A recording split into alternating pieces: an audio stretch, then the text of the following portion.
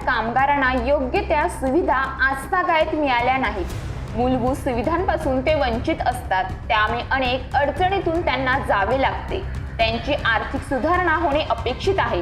कामगार रुग्णालय, स्वच्छतागृह यांसह वेतनात असलेला फरक, वाहतूक कोंडी आदी अनेक समस्या आहेत। त्यामुळे येणाऱ्या सरकारने याकडे लक्ष द्यावे अशी अपेक्षा कामगार वर्गाकडून केली जात आहे।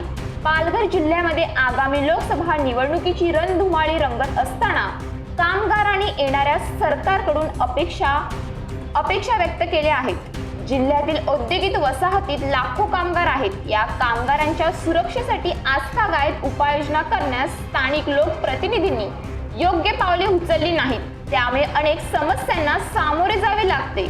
आरोग्य सुविधांची वानवा असल्याने कामगारांना अनेकदा मोठ्या आजारांचा सामना करावा लागतो। दुर्घटना घडल्यास वेळेत उपचार मिळत नाही।